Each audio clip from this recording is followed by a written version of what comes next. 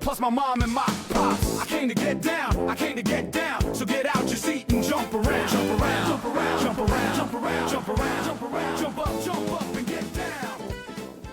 Today on the Dadger, I'm joined by a guy who really embodies what Wisconsin football is all about: hard work, toughness, and putting the team first. From his journey as a walk-on to becoming a key playmaker for the Badgers to now balancing life beyond football and fatherhood, Garrett Groshek's story is one that fans and parents all can connect with. Garrett, thanks for coming on. Excited to have you. Thanks. I'm happy to be here. I just listened to Muso's podcast. Okay. Muso's episode. Yeah. That was good. It was good. Yeah, they I don't think there's been a bad one yet, but I'm biased because I'm the one doing it. So better not be, yeah. So I usually start these things trying to get a little bit about your upbringing. So you could tell us a little bit about your upbringing. What was it like growing up in a small town in Wisconsin? Yeah, so my dad's side's dairy farmers, so I learned definitely learned what hard work is and what a 15-hour day on the farm feels like. And it made it a lot easier to do all that stuff when I fell in love with football really early on. Like that was, whether it was Madden, NFL Network, that's what we were doing for the most part. My dad was coached us pretty much growing up.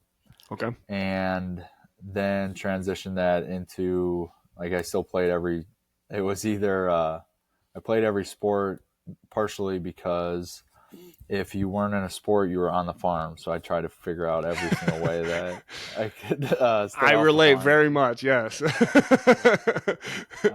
So I made sure I was always busy. And my parents did a great job, supporting me on that. And we freaking traveled across the country for the most part. Towards the back end of my high school career, incredibly supportive family, and learned the value of hard work and planting seeds kind of for the most part as well too. I know you did a lot of camps you talk about in other podcasts. Did you also do like AAU basketball in the summer? Oh, so you were just going nonstop then. My Yeah, I told you it was your dad. Yeah, I played every sport as long as I could. So it was either AAU basketball or football camps in the summer, depending on the weekend. Sure. What age did you start playing sports at? As soon as I could. I started playing tackle football, I think, when I turned 7. Okay. I snuck in by 1 month or one Sure. day or something like that to be able to play, and got my butt kicked because I was playing with older kids too. Yeah. Which I think was good because I had an older brother, so I usually always played up with him. Okay. Or tried to play up with him and his friends. But I started playing sports as soon as I could for the most part, whether it was baseball, basketball, football. Football was always my favorite, but even in high school, I played. My freshman year was football, basketball, and I wrestled as well too up till high school, but you couldn't do both. Okay. In high school. So my freshman year it was football, basketball, and baseball. Sophomore year, football, basketball, track, and then was in track. The remaining was in basketball as well too. Obviously football. And my senior year, I also added golf into that as well too. Yep. Try to miss as much school my last semester as possible. But where else are you going to be able to golf for free and be on a golf team and take advantage of it? So, I was in every sport. And actually, even when I was in basketball season, when we would have guys that were getting ready for state wrestling tournament, I would find my way into the wrestling room after practice because I still had a great relationship with the coaches and a small school. So yeah, I was a chameleon for the most part. I think in the podcast you did, you had 13 letters in high school. Is that right? Yeah, because I got 4 my last year. Right. Doing that. Yeah. Yep. So obviously you said you wanted to be doing all these sports to kind of stay busy and not have to be on the farm as much. But there had to have been some competitive drive there because you were pretty successful in quite a few of those sports. Like, Yeah. where do you think that competitive nature came from? Is it from older brother or from, your dad coaching you through sports growing up? Yeah, I think I don't know if it's as much the competitiveness or the enjoyment of competing. Like as far like and two, I played those sports I was in the same building from kindergarten through 12th grade. Yeah. So I played the same sports with the same guys for 12 years pretty Yeah. much. So part of it is we just, as a group, we went from one season to the next, football to basketball to baseball. And whether it's the competitiveness or the continual growth of it and that challenge as well too. Yeah. Those are both things where I think they just kind of tied into each other. And I enjoyed playing every sport too. So it was something fun to do for me. I wasn't necessarily the best really early in my career because I was playing up, but then towards the back end, obviously had some success as well too, and enjoy the leadership side of things as well too, which I had to learn in high school and in college. Yeah. But yeah, it's kind of a whirlwind of all those things. Looking back on it now, do you think being from a small town and having worked together, lost together, ultimately found success together, which we'll talk about here, built a camaraderie with those teammates that is unparalleled to any other teams you've been on from college to NFL to USFL? Yeah, I think we spent a decade together. Yeah. For the most part, going through all that stuff. Still pretty close. Like our high school class is still pretty close. I mean, we had 300 kids in our high school, Yeah. 70 in our class. So everybody and have known everybody basically their whole lives because there wasn't a lot of people moving in and out. But yeah, I think you hit on it where honestly the losing, getting close to achieving goals and losing it is some of the things that connects people the most. Yeah. So if we can get into it, in high school, your sophomore year, you started at quarterback. Was there a tough was that a tough transition for you stepping into that role at such a young age? Because typically quarterback is the one who runs the offense, right? Like that's a huge role as a sophomore to take. So before that, our freshman team, a freaking senior class that was incredible. And they were the ones that we were trying to chase as we went through our high school career. They won the state championship in football and made it to the Kohl Center for the basketball state tournament. Okay, yeah. So I was around those guys. Those are the guys I grew up with too and trying to compete with. Those are like my big brothers. And actually were some of the big brothers of the guys in our class. So I played a bunch I started on defense my freshman year. I started as an outside linebacker. Okay. And we had a really, really good team. So I got to play a lot of second halves at quarterback as well too, aside from the JV as well. Sure. So it was, obviously Coach Lusick does a great job in kind of getting me ready because we had a couple seniors at quarterback and, hey, who's going to be next? I really hadn't started playing quarterback till like 6th grade or something like that. Sure. But, we spent a lot of time. It's a lot of extra time. Whether in the summer, I'm probably past the look back period, but we spent a lot of time together in the summer and getting ready to read defenses and being around the game and throwing sessions in the summer. So it was never necessarily a time off, but yeah, I think I enjoy the burden of the leadership and the responsibility of it. I'd rather lose the game with me having a hand in it than being off to the side and not being able to control anything. Try to control as much as you can control. Yeah. So those final 3 years you dominated both. You were I think like 43-3 or something like that over your high school career. 2 of those blemishes, both at state games, one to Stanley Boyd and the other one to Lancaster. Having only lost 3 games as a quarterback in high school, between those 2 state games, was there one that stung a little bit more than the other? So Stanley Boyd would have been our sophomore year. That was to get to state. And then they ended up winning. I think actually that year we lost to Shiocton as well, who won the state championship in the division lower than us. Yeah. And 2 very close competitive games. Those are fun. And then Lancaster was a good one because we had kind of gotten over the Stanley Boyd hump and then gotten back to the state championship. And we're close, but obviously not good enough. And I didn't play well enough to win that game anyways. We had some turnovers. Actually, Nate Trannell, who I ended up becoming a little bit closer to, whether on their college recruiting side, and Tyler Glass threw a bomb, and I was defending Tyler Glass on the wheel or whatever the case was, and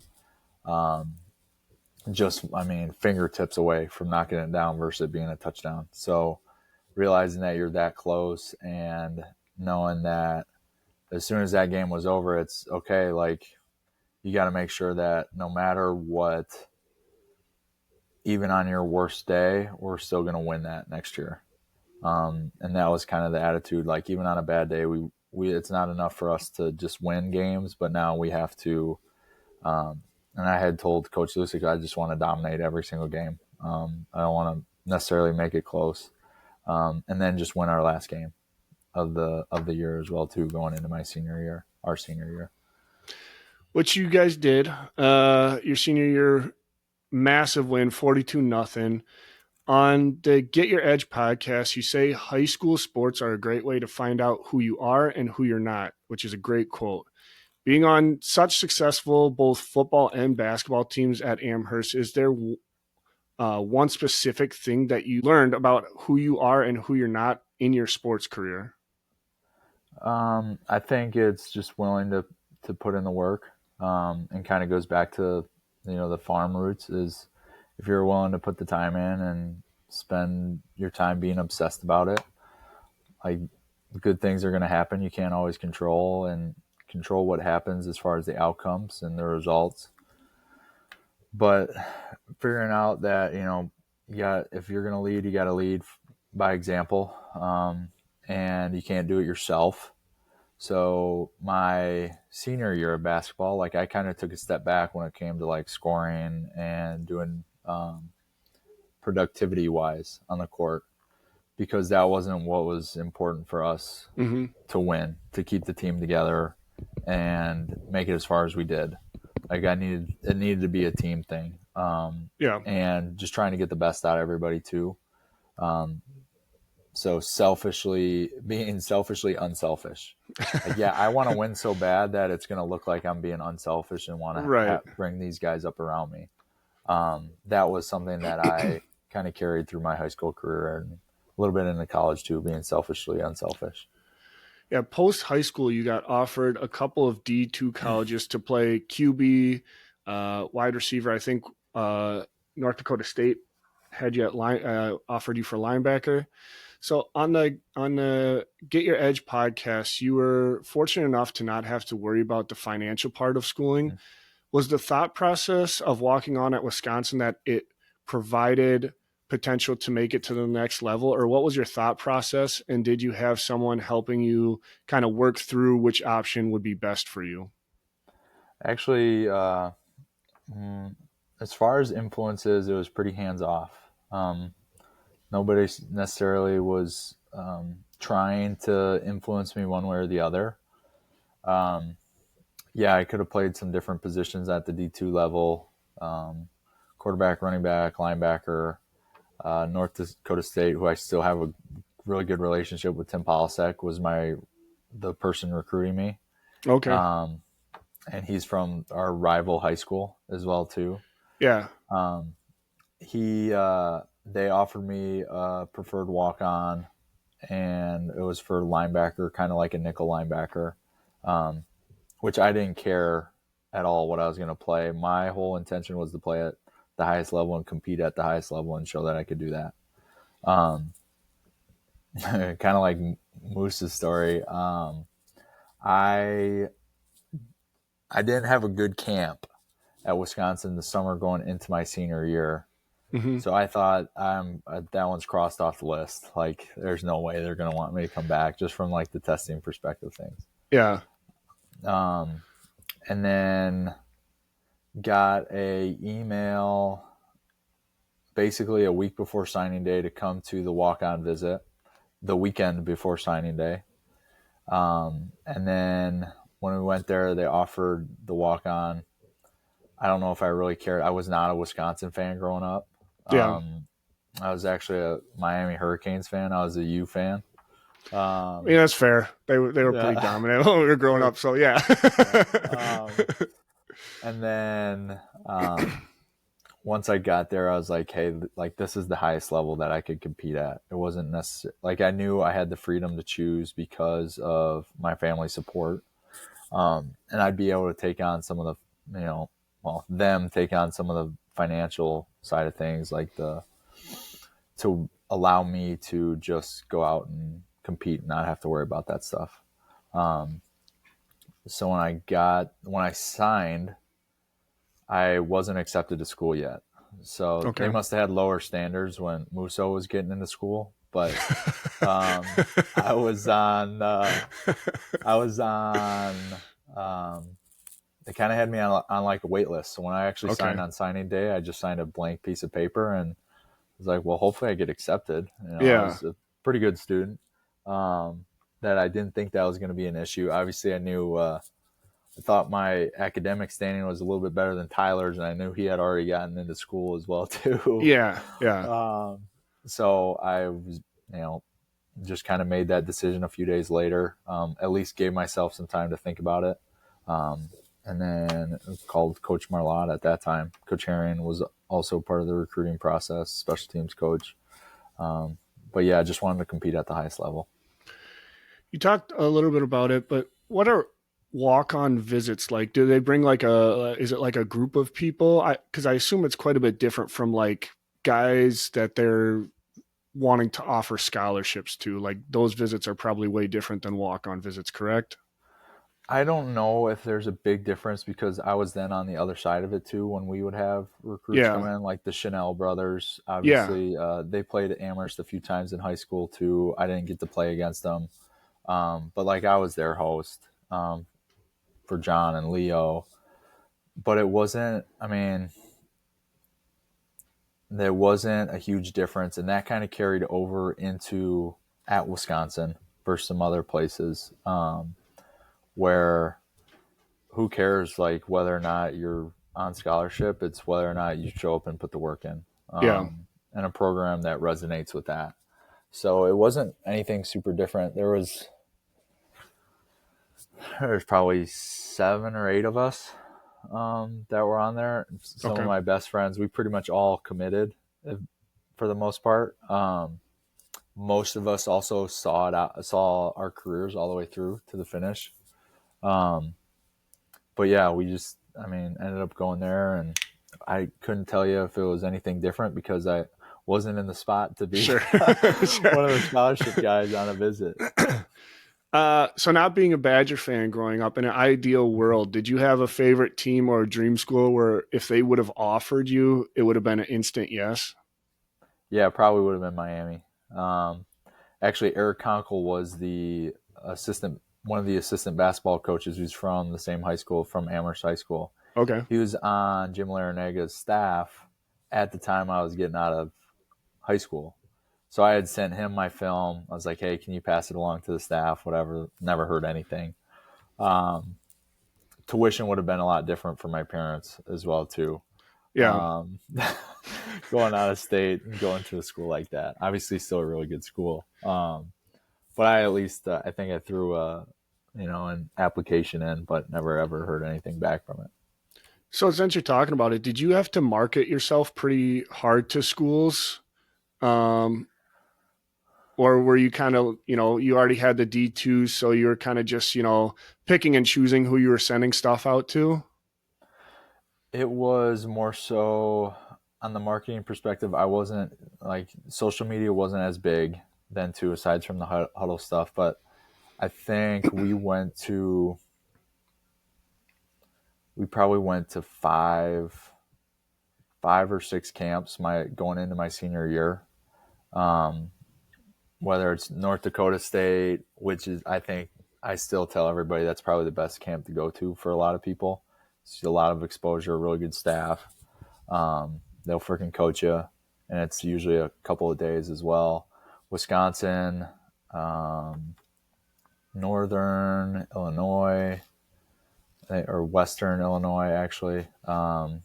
Went down to NIU, but mostly it was doing camps. Like, that was how I marketed myself. It was, you go to camps, you learn, compete, show what you got, see how you stand against the rest.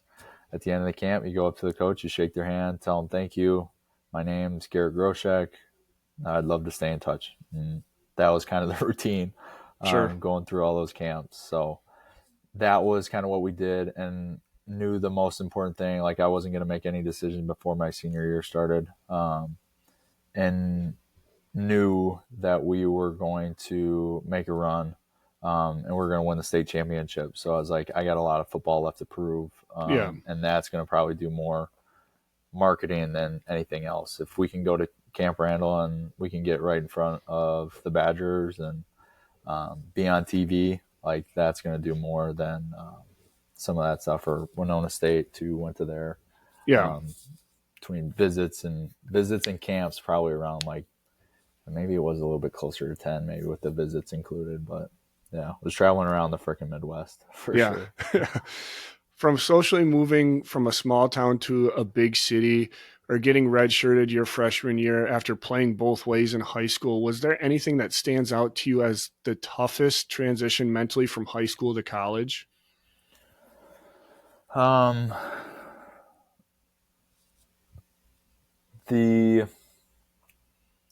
playbook, because I was a quarterback when I came in, they probably just didn't know what to do with me, for the most part. And we only had 4 on the roster, my redshirt year.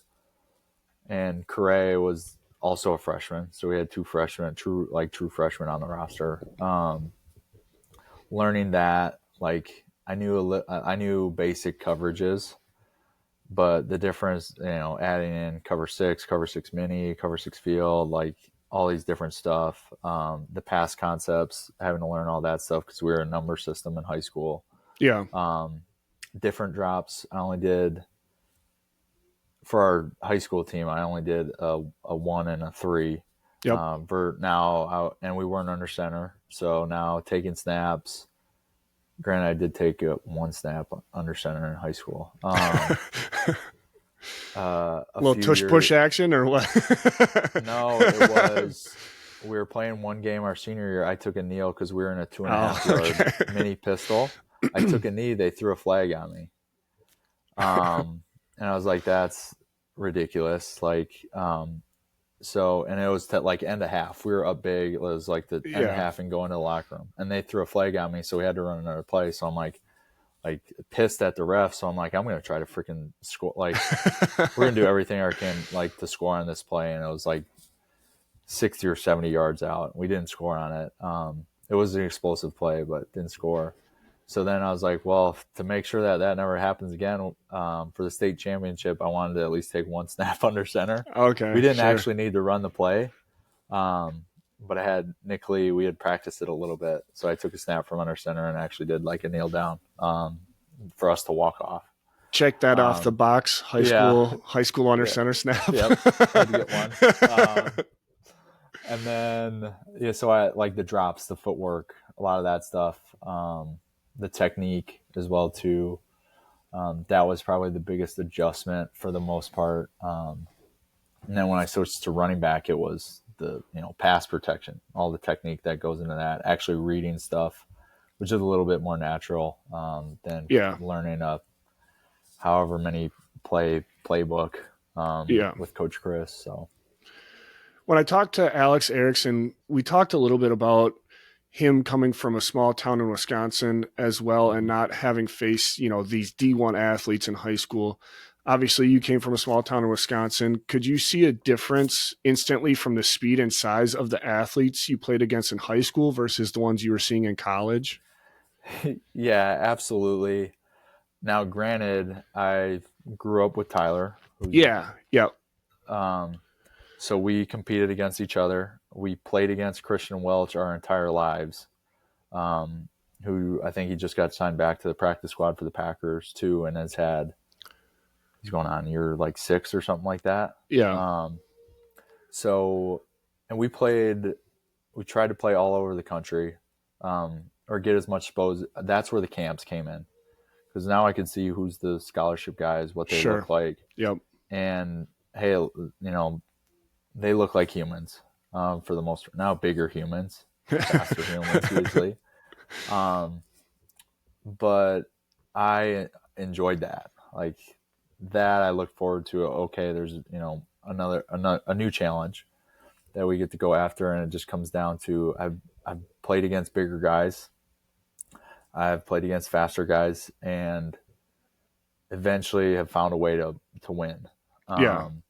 So I love that. I was excited to go against those guys. I didn't necessarily see it different. It's a little bit different, freshman year coming in. We got Moose and Vince, and you kind of listed off all those guys that were, as TJ's last year. Yep. We had TJ Edwards, Jack Sitchie, like Dare and Corey. Yep. Troy, like it go on and on. The O-line's a little bit different. Obviously, those guys are bigger. But you just find a way. And that was I wasn't as concerned about that. I was a little bit more concerned about, hey, how do I just keep getting better? Yeah. Well, since you mentioned these guys, I wanted to do a little segment I tried with Isaac Lindsay, who played basketball with some really great guards. Even though it was your redshirt season, you had been around the likes of some great running backs from 2016 to 2020. So if you're down, if you want to play a little game of start, sit, and redshirt, okay, and your choices are Corey, Dare, and Jonathan. Well, I was roommates with JT. He's probably one of my best friends, so I would start him. Okay. Frick. Dare's on freaking year 9. Yep. Corey won a Super Bowl. Super Bowl, yep. Super Bowl MVP too. Man. As far as those guys coming in, I'm sure Corey was a little bit more college ready. Physical wise, so I'd give him, the bench, and he's a Jersey guy too with JT. Yep. Dare's the team guy. He's the glue guy. He'd be okay redshirting, I think. But both of those guys were awesome to me. Because I wasn't even in their room, but they were still. I was right next to Corey. His locker was right next to mine, and those guys are, awesome people. Like better people than players. And you listed off the things that they're freaking doing. Right. Yeah. Yeah, that's a good one. Yeah, I got to go with JT just because we spent 3 years together and we're roommates before games. And he went to my wedding, I went to his wedding. So. Hey, no judgment here. I'm glad I'm the one asking it, not having to answer it. So, going into your sophomore year of college, you talked on other podcasts of trying to play special teams. I know your sophomore year of high school, you actually had a couple of touchdown returns. At that point in your college career, were you just looking for like any avenue possible to get on the field to start making some plays? No, it was actually my redshirt year. Oh, was it your redshirt? Okay. I started doing scout special teams my redshirt year when I was a quarterback. Okay. instead of doing individual drills where I was freaking just standing there catching passes for Bart and Alex, Yeah. I was like, hey, like, can I just go like run down on scout kickoff or be on scout punt return or whatever the case is? So I was like, hey, am I helping the team more by doing somebody a favor on scout team, on special teams, or am I better off standing here and catching passes for those guys? Granted, it's still important, but I think being able to run around was fun for me. Yeah. And then even on the scout offensive team, like I said, it was me and Correa.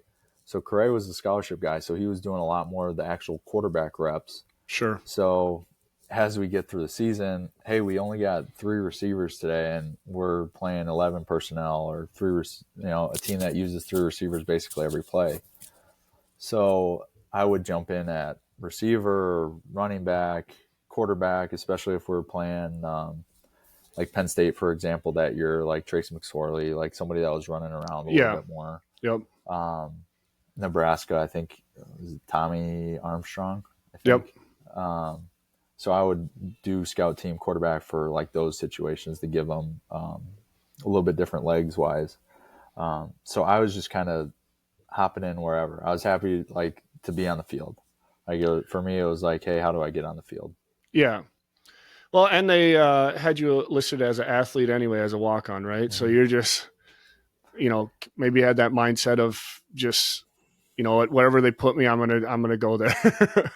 Yeah, and I had to text Coach Chris in like May as I'm getting ready to like graduate. I'm like, hey, what position am I gonna play? Because like I'd rather start doing some of those drills. Like, do I need to still be throwing? Or should I start working on something else?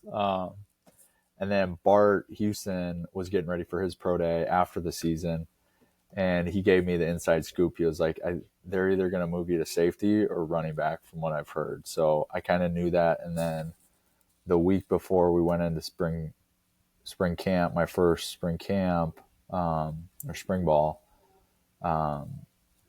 Coach Chris came up to me. He goes, hey, how much do you weigh?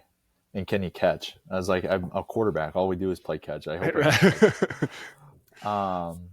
And then I saw him walk over to Coach Settle.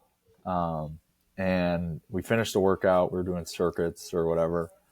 And asked me to come over after everybody's broken it down. He goes, I think we're going to switch you to running back for the spring.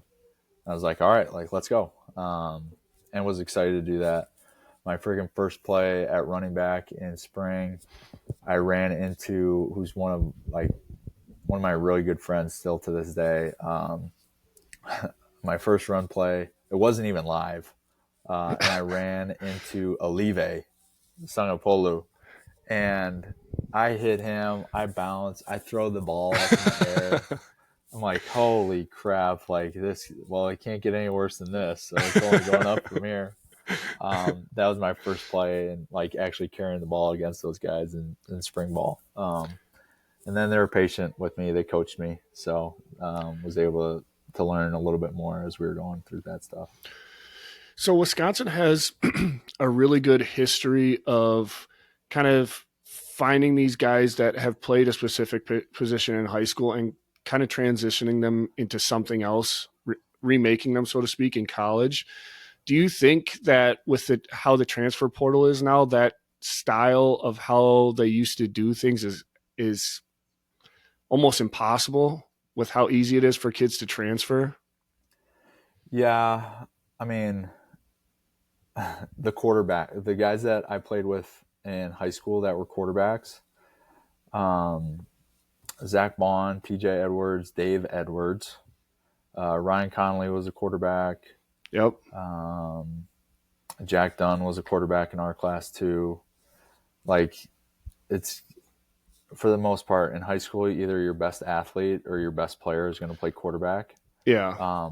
Alec obviously was a quarterback in high school. You know, Alec and Zach were guys that I was chasing because they're a couple years older than me, and I had saw them win Offensive Player of the Year. I had seen them win, a bunch of games in high school, a bunch of highlights, and get scholarships to Wisconsin too.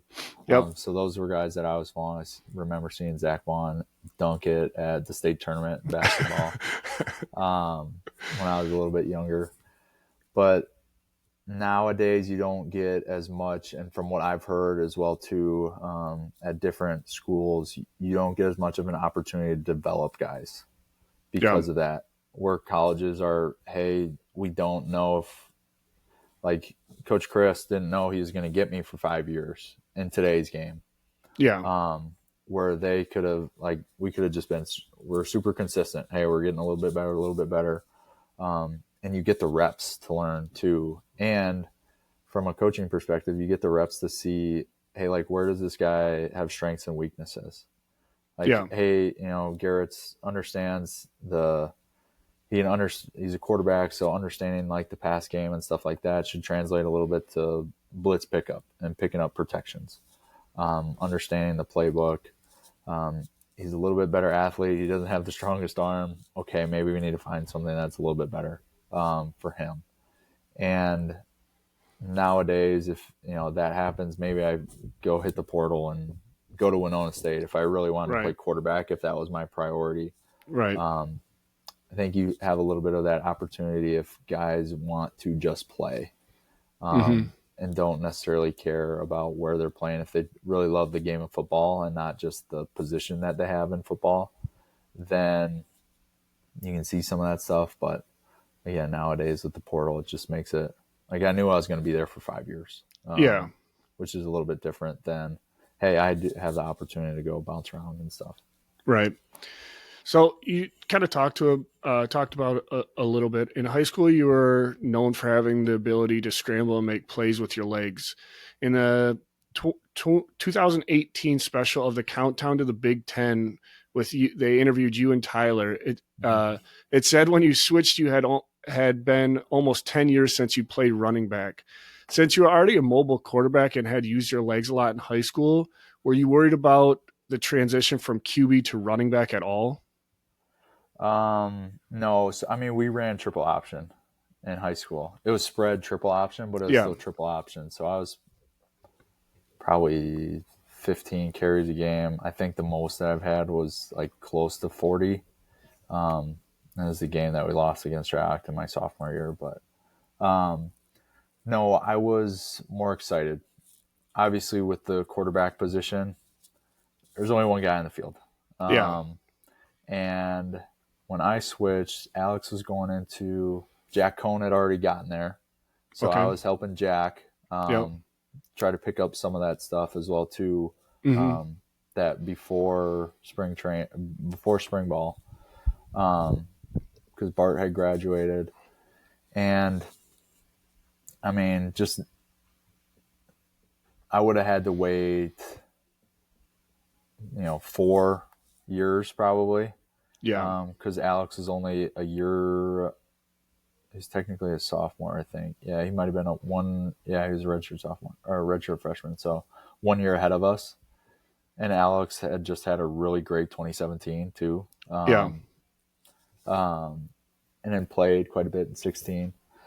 So it was like, hey, I'm going to have to more than not wait till somebody gets hurt or until I'm the freaking oldest guy there to get an opportunity. So I was excited because I knew, hey, they think this is the best decision for me, for the team. And it gives me a little bit more opportunity to just grow. I can get on special teams right away now because before it's like, hey, do you have a quarterback on special teams? Yeah, right. So I was almost more excited for I can actually go play special teams and not have to do QB and catch the passes. And obviously noticed Jack right away. I'm super impressed with Jack coming in, professional from when he graduated high school, as far as how he went about his business. Really good friend too. So I was like, hey, I can tell that they're grooming this guy a little bit, and rightfully so.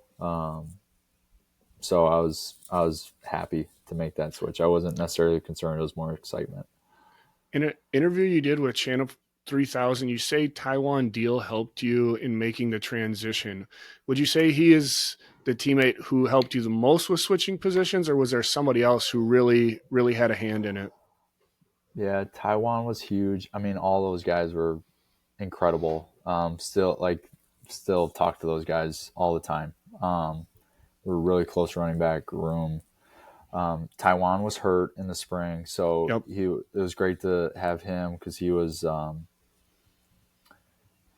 hurt. So he's in meetings, not getting to practice, and he's a beast. When he got the opportunity to play, when he's healthy, he's a beast.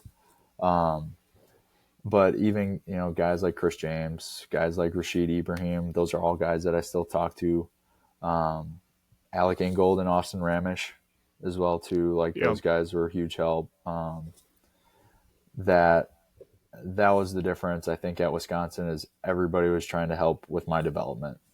And me and JT were kind of the same way. It was, hey, we're, bouncing ideas off of each other because he got there. I basically started playing running back 2 months before he got there. Yeah.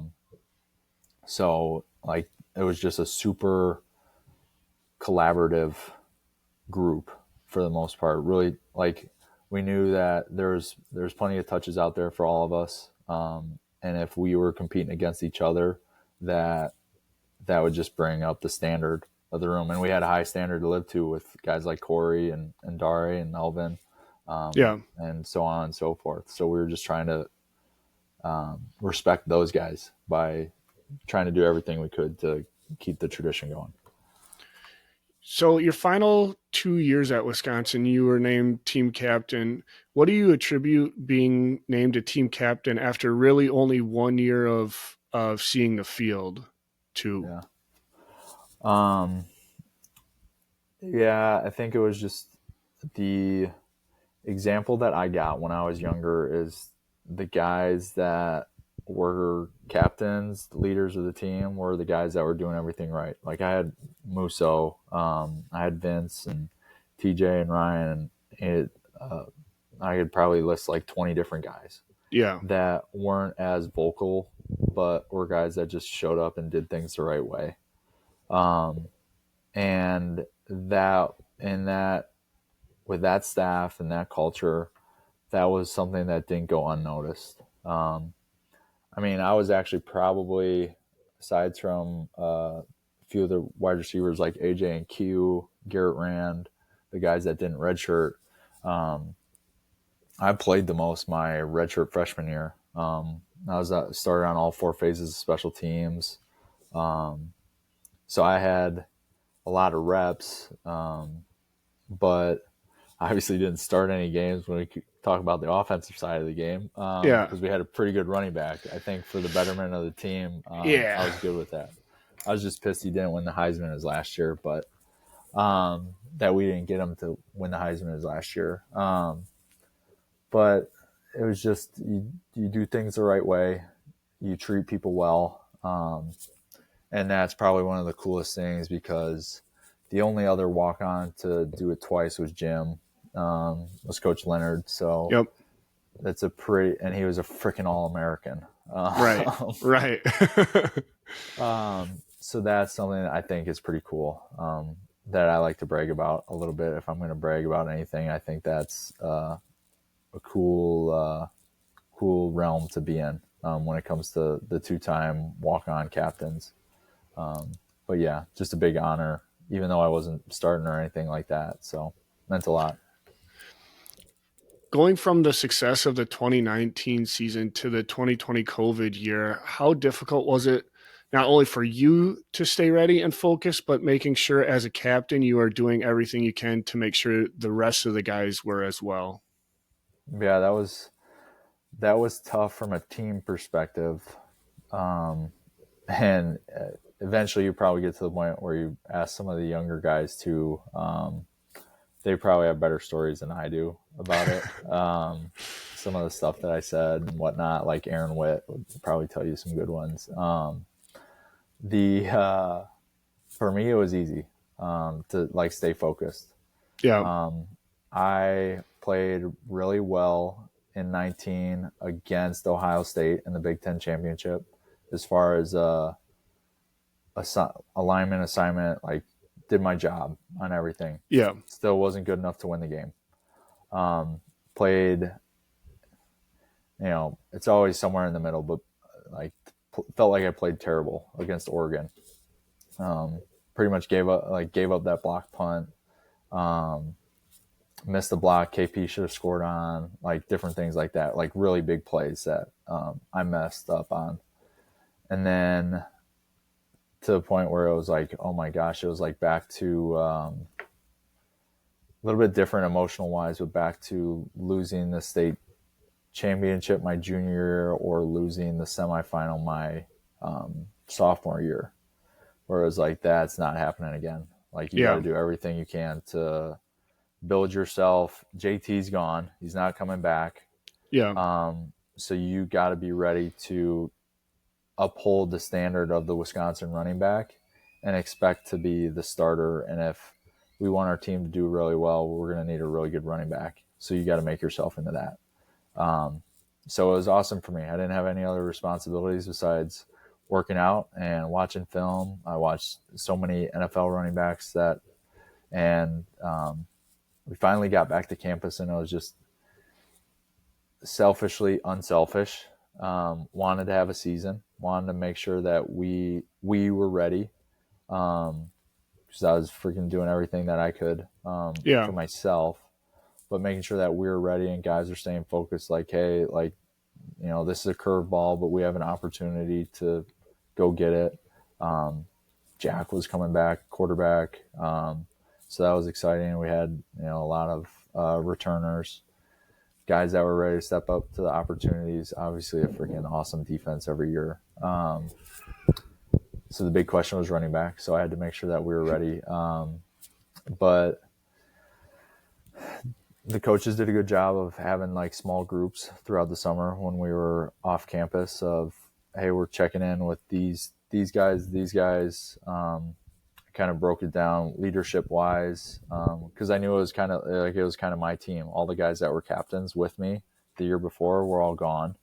And I knew I needed help with that. So there was guys at each position that I leaned on, as far as, hey, like, can you make sure you got your guys going, and lead that group, and whatever you need from me, I'll help. And then Coach Rudolph gave me a good tip too, is, with some of those guys that are on the cusp of being able to be leaders, that just ask them for help and you'll see them grow a lot. And that was something that helped with a lot of guys like Colin Wilder, who was a freaking transfer. He was like, I can't, like, I'm the new guy. I can't lead. And I was like, no, like, you do everything right. You have the right intentions. We haven't seen you play yet, but you're doing all the right things. So that gives you the right to help other guys. So that was tough. We get 2 days of training camp, 2 best practices of my life. I'm like, okay, like, yeah, like all that work was paid off. I'm ready to go. The game felt super slow. And then we get the cancel. Like we get, hey, there's no football this year. And then it's like, man, I start thinking, is it like declaring, getting ready for the draft? Is it coming back? Conversations with Carly on that. Went back home. It's like, man, I just spent 8 months of being focused on literally one thing, and spending all of my time as soon as I'm waking up, and even probably kept me up some nights, thinking about it or dreaming about it or having nightmares of Oregon and Ohio State. But to just give everything you have, and then to get the call back and the ups and downs of the season of, hey, we're on, we're off, we're on, we're off. Just wanted to, granted, stay 500, make a bowl game, and knew that it was going to take a lot from me. And I just remember me and Coach Rudolph going into Minnesota week.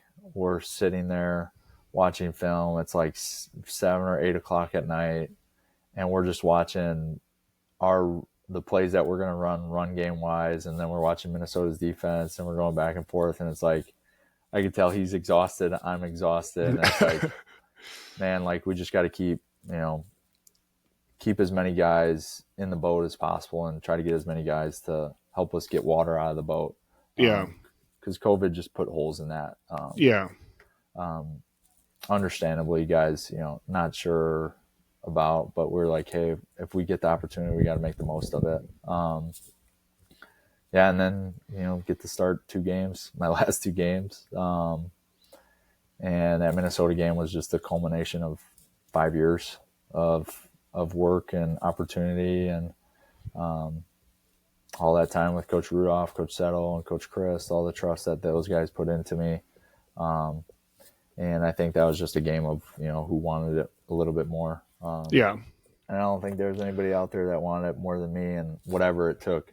I felt bad for, I think, Jesse Temple after the game, because that's the only thought I had the entire week was whatever it took.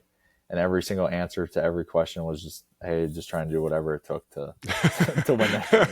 That was a terrible interview after the game. But that's kind of like the single focus mindset and being able to be that locked in. So, yeah, it was a lot of energy, but a lot of focus. But you talk about during the COVID season, you started reading more and referenced the book Extreme Ownership. Also read it. Great book. Are you still reading? And if so, do you have any recommendations for current athletes? Still reading. Can't Hurt Me was one of the first books that I read. David Goggins' book by when COVID started. That was when I picked up reading. Extreme Ownership was a good one. I also really liked It Takes What It Takes. That I think is a good one for athletes. Like Vince Carter will talk about the illusion of choice in there as well too, which kind of goes back to the extreme ownership side of things. For athlete ones, I think that one's super relevant. Not being too high, too low. It just takes what it takes. Saban's talked about that too in some of his interviews. I think I passed that one along to Grover, who's still at Wisconsin, one of the running backs at Wisconsin. Yep. Yeah, that's probably, as far as athletes go, I think that's probably one of the better ones. So do you have a lot of current guys that are going through the system reach out to you? Or not really so much? It's a little bit more of a two-way street. I try to make sure that I have touch points with guys. So I knew when they were leaving for Platte Bowl this year. So there's only a handful of guys that were freshmen when I was finishing up, and guys that I coached in the bowl game my rookie year. That I got at least introduced to. I just try to stay in touch with those guys a little bit. I know it always meant so much to me to have guys like Brady Ewing, who I still talk to today. Nicest dude. Yeah. I mean, you can't say enough great things about him. He won't say anything about himself, but to like have guys like that and guys like Costi, like Kyle Costigan, who was on our staff and stuff, but and even Dare, I just think of him reaching out to me after the Minnesota game, and him sending me a message and stuff. Like, that stuff meant a lot to me.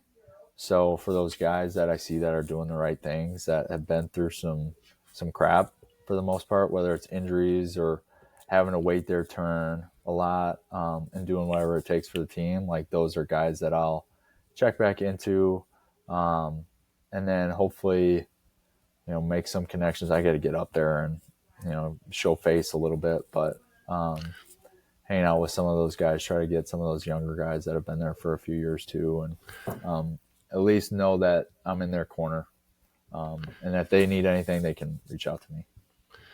Yeah. I know you talked a little bit about after the 2020 season, you made the decision to declare.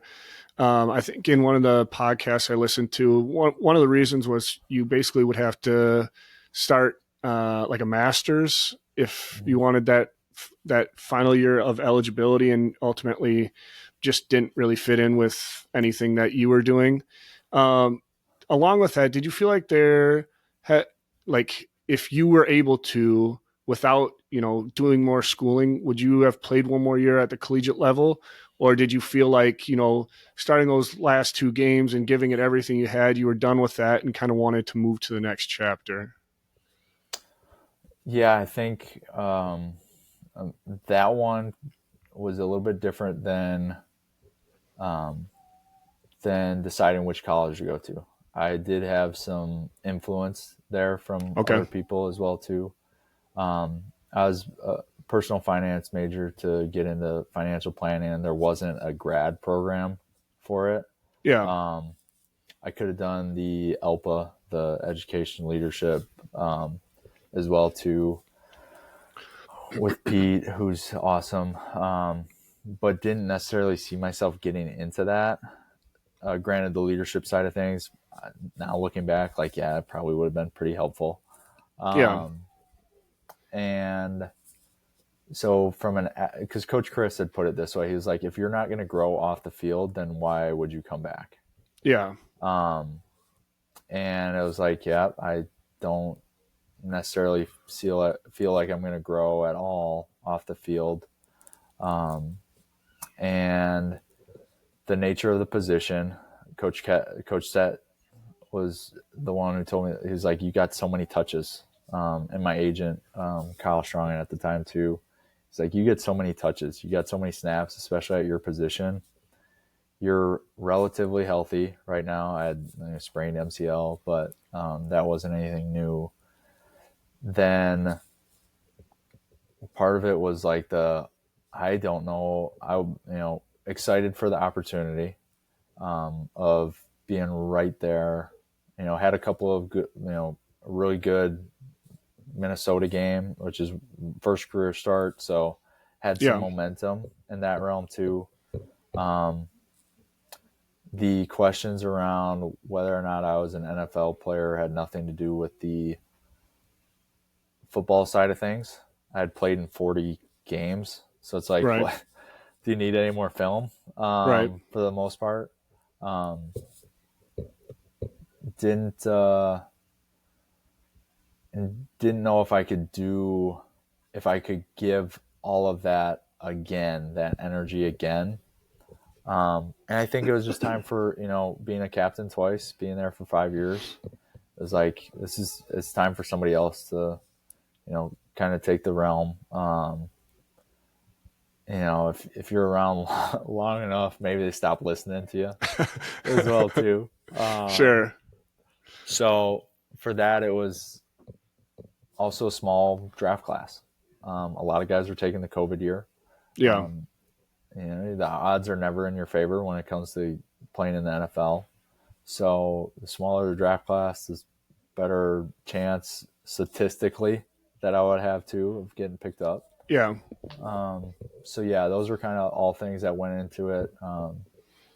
But Coach Christ and Coach Settle, both with what they told me, helped me make the decision to declare. So as far as the growth, the amount of snaps that you have, best case scenario, maybe I go back and win a Heisman. And I don't know if that's even changes my draft stock. Yeah. Was kind of the conversation around it, where even if everything went perfectly, I don't know if it changes everything. If I went back and had an injury that was a major injury, then I'm goodbye when it comes to that opportunity. So it was like, you're relatively healthy. You've played 40 games. The question is, how fast are you going to run? Not whether or not you're a football player. Yeah. So it was like, okay, let's go get it. And that new excitement of, hey, new process, I was able to carry over that focus into draft prep and all that stuff, and through my professional years as well too. So, you make the decision, I know you said in some other interviews that Alec Ingold was a huge help to talk to about the process of, undrafted. And I know I had Mason Stockey on here a couple weeks ago, like a week ago, and he said the same thing, like Alec helped him out as well. Is there something to be said about like Wisconsin and, somewhat of like a brotherhood of helping each other out if you've played for Wisconsin? Absolutely. And that's kind of why I keep in touch with some of the younger guys as well too, that are going through, the ups and downs of staff change. And Alec was huge. He was not the leader he is today. When I first met him, he grew up a lot, and it's cool because everybody sees freaking Alex Ingold, Walter Payton Man of the Year, team captain. And I got to see the beginnings of that transformation. And when he decided to make the decision to become that guy, we kind of had to force him into leadership towards the back end of his career at Wisconsin. We just didn't have a bunch of guys that were vocal and doing the right things. He was doing all the right things. And it was like, dude, like, you can lead us. Like, please lead us for the most part. So he was huge because he, goes undrafted to Vegas, to the Raiders at the time. He comes back in spring after he gets the playbook, and I'm the one helping him do shifts and motions and get into formations. Sure. And Gruden's that playbook. So it was ridiculous that in fast forward 2 years that I know what the shift and motion is because I was the one reading it off to Alec. Hey, here's the, play in the formation. You got to line up when he came back to Wisconsin. Yeah. But yeah, he's been super helpful, especially the, having him in Vegas was such a comfort thing to have somebody that, that you've had 3-4 years with already of a relationship, that you could be open and honest with and authentic with, and he'd give it the same to you. And he's, somebody that I still keep in touch with all the time. One of, probably guys that I keep in touch with the most, from Wisconsin too.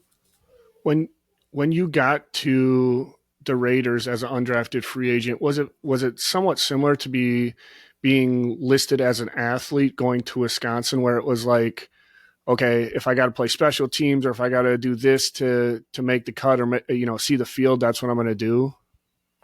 Yeah. So I played to an extent. Yeah. I played fullback at 215 pounds.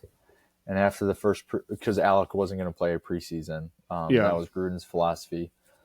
So I played fullback at 215 pounds, and after the first preseason game, I had all the coaches saying, you might have just played yourself into being a fullback, which is, I didn't know if it was a compliment or not at the time. Right. So like that, it was, hey, whatever way that I can, find an edge. Now, where it was different is that window is so much quicker. Yeah. Where at Wisconsin, I didn't have to rush the process at all. I could get those 1% every day. Yep. And didn't have to worry about, hey, you're going to get kicked off the team versus, hey, you got 6 months. You got 6 months with the Raiders. And to be honest, it's probably 3-4 plays of the total of OTAs, training camp, preseason games. Yeah. That are plays where I'm like, yep, that's, if I had that play back or that one, maybe there's a chance that, practice squad or whatever the case is. But that's where there's a big difference is the urgency. It's every single play had to matter and had to be perfect. Otherwise you don't get that, you don't get the opportunity. Yeah, so having to be pretty much perfect every day to make a squad, how mentally taxing is that, and how did you keep yourself up to that standard every single day? Loving football, Like Gruden was always like it or love it. That was the question that he always asked. Plays going in or whatever the case is. So that was I was so grateful driving into the facility every day. I was like, this is exactly where I'm supposed to be. Like, this is exactly what I'm supposed to be doing. So doing that, like the actual action of going to practice and all that stuff wasn't as much of a challenge mentally. Aside from like, okay, training camp, like learning a new playbook, the walkthroughs, the practice, the intensity of absolutely everything. But and every single undrafted guy would be able to, like, you just got to be perfect. Like, that's what the expectation is. And then you start to, hey, got to get better at that. But that was fun for me. Like to have to constantly be learning and growing on it. But I remember one time Gruden asked, I was just in the weight room pretty much by myself, like stretching or whatever. And he walked through, he was done working out. He goes, "You like this football stuff, don't you?" And I was like, love it. Unknowingly at the time that he had been, planting it into my head of loving everything. But that was it. Like, absolutely loved being in the facility, loved being around the guys, incredible staff, and super helpful. So, like, I was blessed to be able to do that. I was super grateful every day. So I was just trying to soak it up. After just barely missing the cut to the Raiders and having put that much time and effort into it, was there ever any doubt after that to think like, okay, maybe this isn't for me anymore, maybe I'm done with football, or did it just motivate you to keep pursuing it that harder? No, there wasn't a doubt of whether or not I could do that, because there's plays that you have that you're like, yep, I belong here. Sure. Yep. Like, hey, I can still compete. Like, you give me an opportunity, like I'm still going to compete, and I want to compete at the highest level. Yeah. The tough thing was, especially your rookie year, assuming that there's going to be a call every single second of every day. And there's not. So like the anxiety of, oh my gosh, if I miss a call, like I'm throwing my dream away. Right. Right. So that was something that I wish somebody would have probably told me. I've tried to tell guys, like, hey, you're only going to get a call on a Monday or Tuesday. Like, other than that, like, do what you do. Just try to do some other stuff, distract yourself, continue to work out. But yeah, didn't waver the confidence. I knew I didn't have a good, especially if they're seeing me as a fullback. What team has two fullbacks on the roster or the practice squad? Yeah. Mayock kind of told me the same thing when he brought me in. He was like, "Man, I see so much of myself in you, and it sucks to do this." And I was like, "Dude, I get it. Like, I know it's a numbers game. Like, it was close. It would kind of have to go back to that senior year of high school where, hey, like, if you're going to make the team, you got to make it obvious, and just completely dominate it." But then was just back in Wisconsin training, helping out. So past that, you ultimately go to the USFL. From everything that has since come out from the original USFL, was there a lot of moving parts and uncertainty with that on and off the field, or did you guys not really see or feel any of that stuff, being athletes and playing the game? No, Chris Orr does it really good. He called it NFL JUCO. Okay. So much changing on we had no idea what was going on. We were finding out stuff from Twitter even after the first year. Like, hey, like, when are we going to report? Let me check Twitter today and see if we got any news or any rumors. It wasn't a lot of communication from the league or the staff. The staff didn't know. The coaches didn't know. Now, however, the first year, you're just trying to, make it as a league and team-wise too. And I was around Kirby Wilson, who's an all-time coach, one of my favorite coaches too. I'll still stay in touch with him. And I was with him in Vegas as well for the summer, and he retired right before training camp. So it was fun to be able to be around him, be around Olive was my roommate. Okay. Guys like Carlo Kemp that I played against. He played at Michigan. He was a interior defense lineman at Michigan, so got to room with him. John Dietzen again. Yep. So got to be back around those guys and met guys with absolutely incredible stories. That put my story to shame. Like guys that were 7 years without playing football and got an opportunity. Yeah. So that part was fun. Getting an opportunity to just play was good. I probably held a little bit on too tight to, hey, I need to get back to the NFL. That I should have just enjoyed playing a little bit more. And enjoyed being around the guys that we had, because we did have an incredible group of people and great teammates, like all-time teammates, that I wish I would have cherished a little bit more. Yeah, so you end up with Pittsburgh and winning a championship with actually a couple Badgers on that team. How did that championship feel, and did you feel like that was the exclamation point needed to close that chapter of your football career, or were you hoping to keep going past that? No, we lost the championship. Oh, I thought you guys won. No. Oh, No, well, yeah. I look like a asshole to Mason then. I talked about he just went with it. So we went 1-9 the first year, and barely won that game. Won it on the last second. Going into year 2, the players that returned, we knew we had to take ownership of it. Hey, we're not letting that happen again. So we put our egos away for the most part, and it's like, hey, whatever works for our team, whatever helps us win the game, like, let's freaking do it.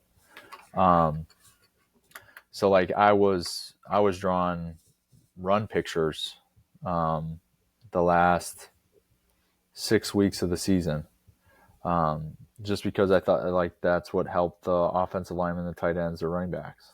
Yeah. And I was doing that stuff on my own, because the fall before, I was actually coaching with Coach Kyatt, who was our tight ends coach and running backs coach for year 2, even though he kind of just let me lead the way for the most part with the position work and whatnot. And kind of a whatever you take, we had a really good chance in the championship game. That's probably that one's probably not going to go anywhere, and I'm probably going to creep up on me occasionally throughout the rest of my life.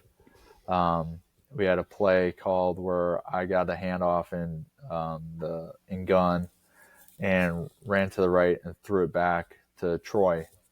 And I can hear my dad saying it too, because he used to say it when I was younger, of stepping into the throw.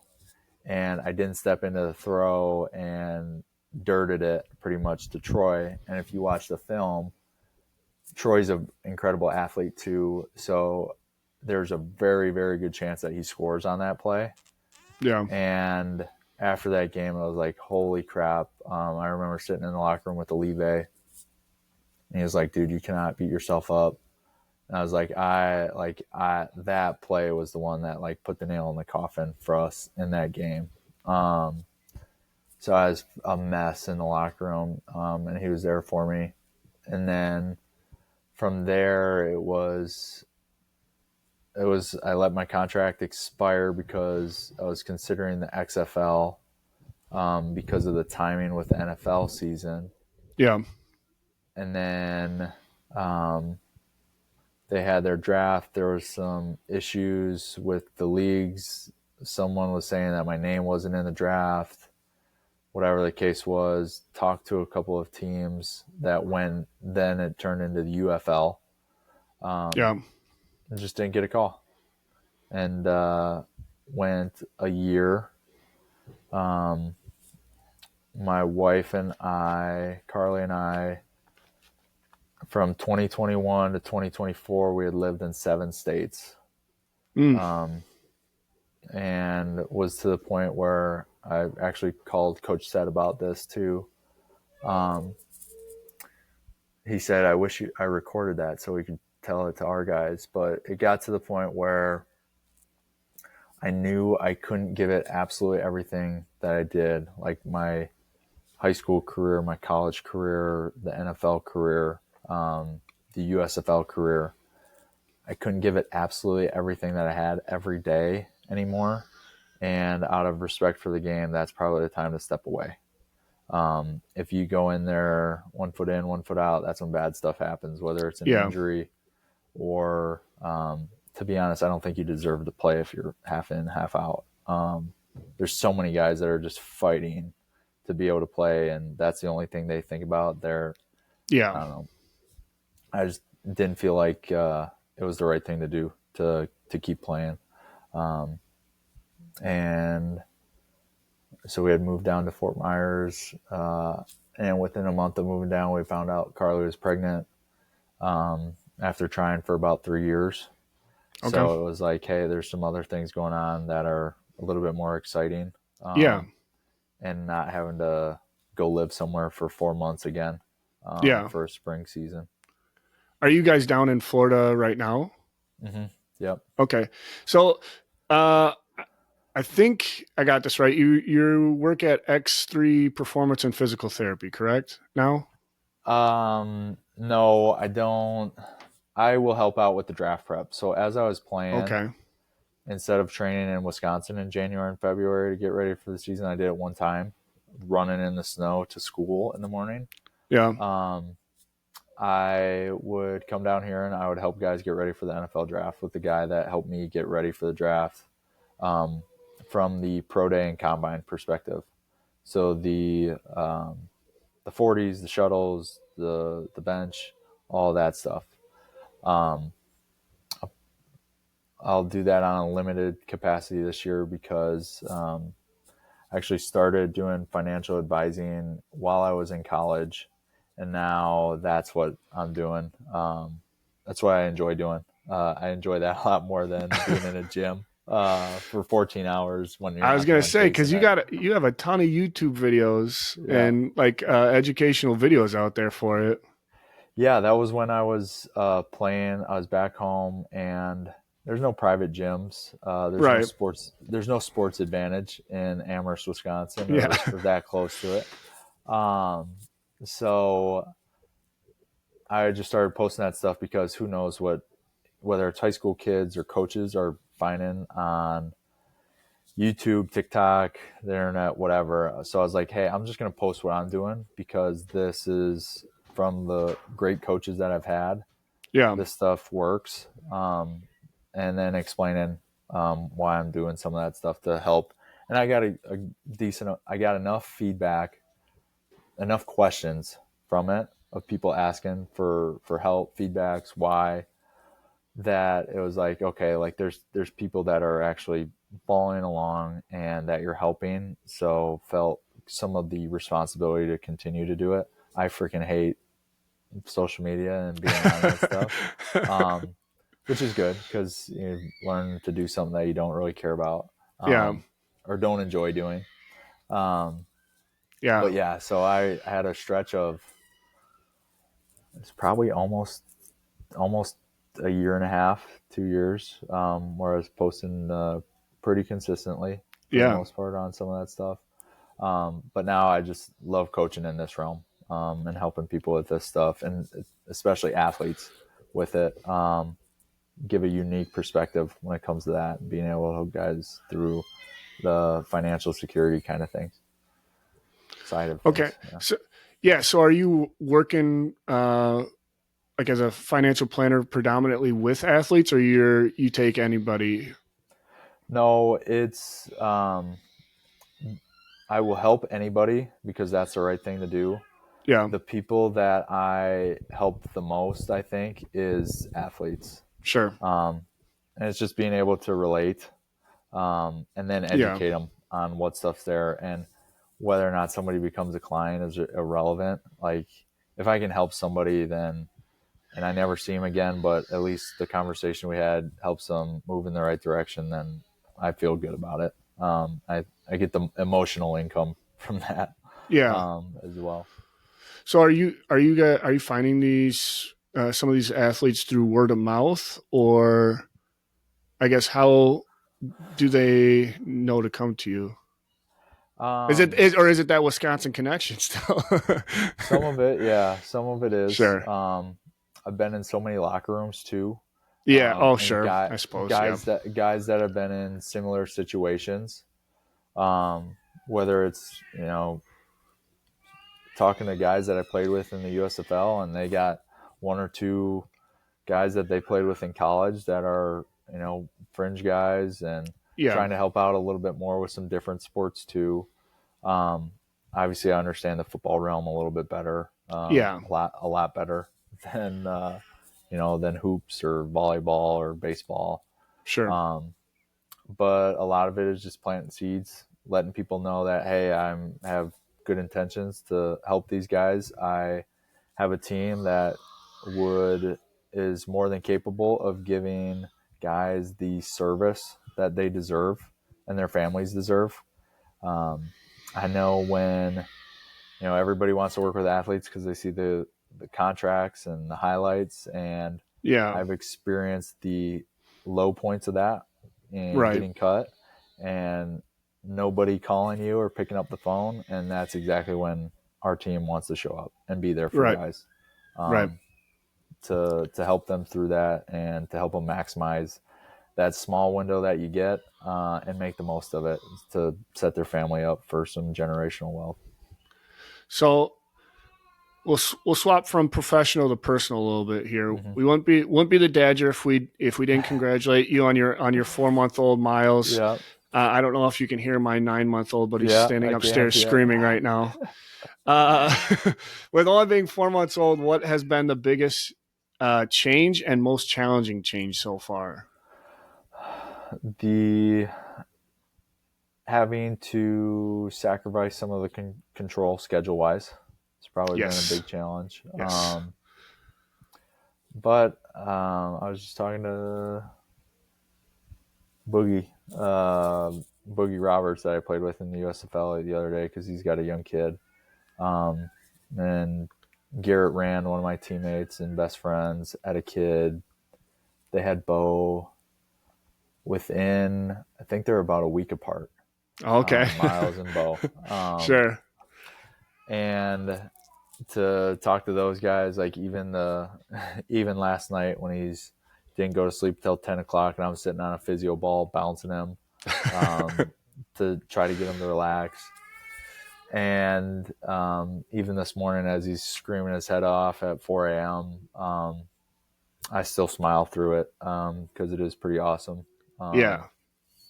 And even though it looks like, oh my gosh, that would be super hard. And granted, Carly's doing all the heavy lifting. I am a role player. I am making sure that she's fed. I'm trying to be the glue guy on this. That selfishly unselfish, right? No. Yeah, pretending. So like it's been awesome. Do you think there's something that sports taught you that has helped you transitioning into fatherhood? I think the controllables. If he's got a blowout or is spitting up all the place or screaming around, there's honestly not as much that I can control. And having gratitude for those moments, even when it's not, because it did take us longer to get pregnant. To see one through. So, still just really grateful to have them. And I think being present, which is something that I learned as I was a little bit more in college, be where your feet are and enjoy the moments and try to do as much as you can as that, because you understand too, Adam, like just how fast that stuff goes. Trying to make the most of it. If I'm with him, I'm with him. And trying to be present for him, because I'm still, working a lot. Because I enjoy that too. So, but if I'm home, I try to make sure that I'm home and my feet are there. Yeah. looking ahead here later in his life, do you want to be involved in coaching him in sports at some point, like your father was with you? Good question. I don't know. We'll see. You got a lot of time, so yeah.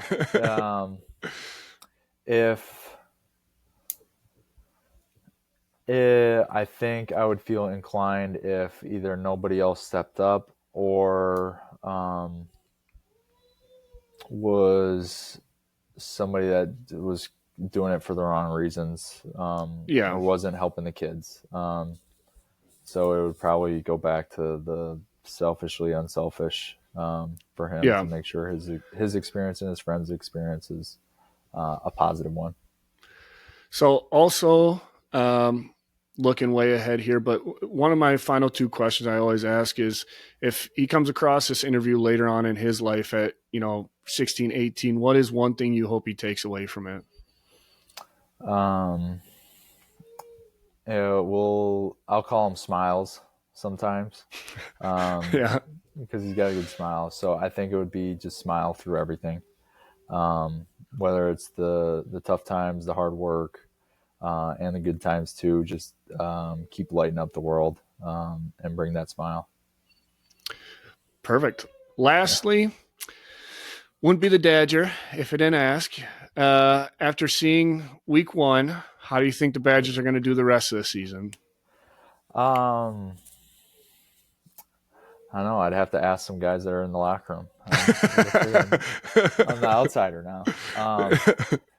No, from what I've heard from those guys, they feel like the transition from Chris to Fickle now is starting to remind them a little bit of before.